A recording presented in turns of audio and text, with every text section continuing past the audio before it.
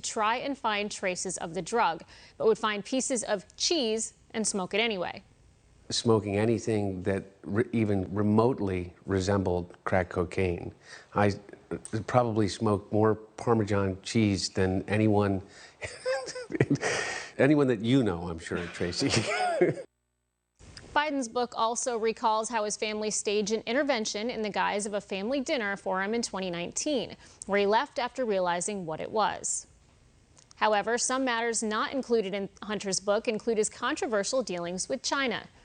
And with China now posing as the biggest threat to America, some may wonder how Joe Biden's son could factor into all this and how he could pose a massive national security threat. Joining us now to give her take on the controversy behind Joe Biden's son and U.S.-China relations, the executive director of grassroots organization USA Strong, Erin Elmore. Erin, thanks for being with us tonight. Thanks for having me, Jen. And I must say, I've been following your work online and on social media, and thank you for visiting our border and just letting the American people know what's really going on in this country. I know you're probably exhausted and working so hard. We appreciate you, and thanks for doing all of this work for all of us to see. Well, thank you, Erin. I really appreciate that. You know, I want to get your reaction. We've talked about Hunter Biden a lot in China, Hunter Biden on this media blitz now. What do you make of all of it? And one person that pointed out something was Ben Shapiro. He said, it's amazing to watch the media treat garbage human Hunter Biden like a wounded child. He's 51 years old. You know, the disparate treatment of the media between Republicans and Democrats and their families is just so crazy. You know, when it's Hunter Biden, they are silenced online. Social media completely covers it up. Joe Biden is asked softball questions about his son. No follow-up. He said, oh, that's not true. That's Russian disinformation. Even with these reporters that were talking with him, they're laughing along when he talks about his drug use and abuse. There are no difficult questions. It's honestly really sad and terrible. And if you compare that, Josh Hawley was about to write a book, I believe, with Simon and Schuster. He's a Republican, so they pulled the plug on that. Yet Hunter Biden gets a multi-million-dollar advance to write a book.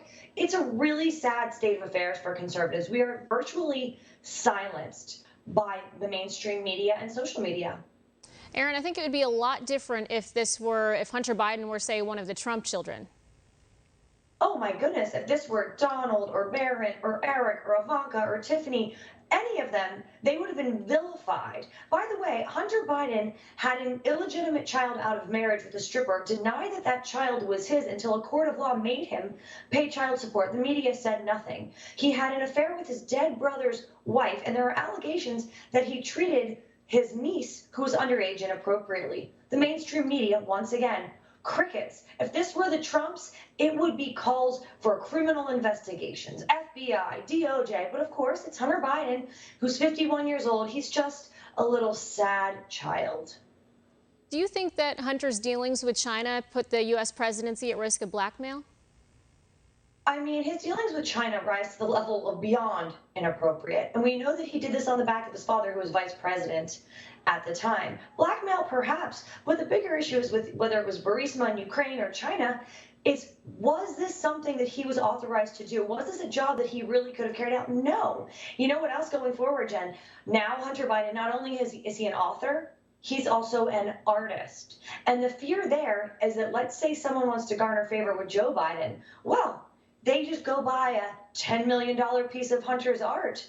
They're going to get the president's attention real quick now, aren't they? So these are back channel ways to enrich the White House and enrich your own interest. It's all very, very suspect, whether it's China, Ukraine, any of these dealings, they don't pass the smell test.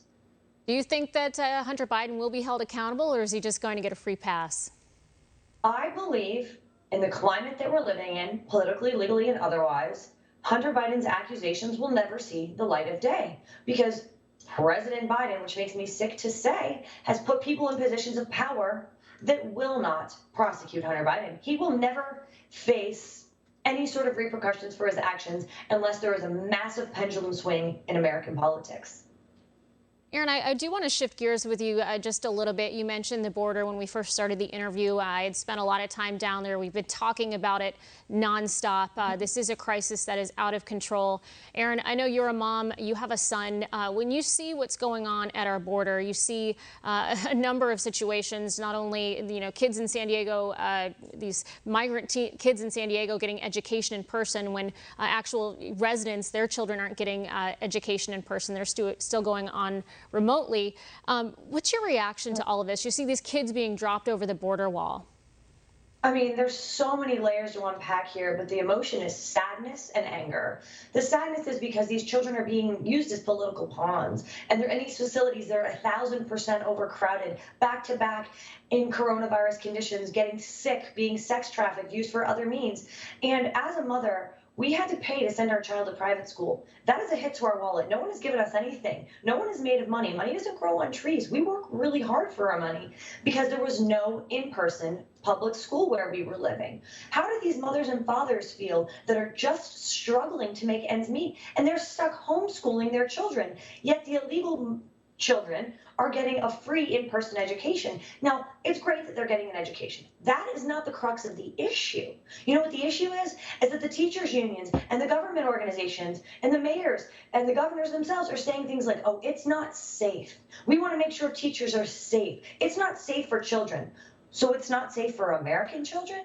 It's just the hypocrisy rings like a bell, and that's where the anger comes from. What do you say to these parents in America that are struggling, that had to quit their jobs to teach their children? What do you say to them? There's no justifiable answer for this. You're putting people who don't pay taxes yet, who aren't paying into our system and contributing to society, you're putting them before hardworking American citizens. It just makes you think, honestly, that the Democrats simply want to destroy America and destroy our society. There's no other answer for this. In the Biden administration, Erin, they say that they're putting the best interests of these children as priority, but it really doesn't seem like that's the case when you see them in these crowded facilities, you see them being dropped over the border walls. It's really concerning. Right. And let's not forget, Joe Biden created this crisis. He stopped the Remain in Mexico policy. He stopped construction on the border wall. There's gaping holes in the border wall. He basically sent the message on the campaign and otherwise, come to America. He reinstituted catch and release. These are the reasons why we've had the highest border crossings in 15 years. You cannot blame anyone but this current administration. And now they're backpedaling and saying things like, oh, hey, Mexico, can you help handle this? Or, oh, this isn't our fault. When everyone that's thinking critically about this knows this is President Biden's fault. He has literally created this crisis. And I heard David Webb on Patriot Satellite Radio Sirius saying today that what I think they're trying to do is create a problem that's just so big that you'll never be able to find a solution for it. And that's where we are as Americans. So to everyone that voted for Joe Biden, you got what you voted for. Now let's try to, at least as Americans, try to correct this by not voting for him again. Yeah, that's right, Erin. This is going to be a long-term problem unless voters take a stand. Appreciate you being on tonight. Thank you for having me, and thank you for all your hard work.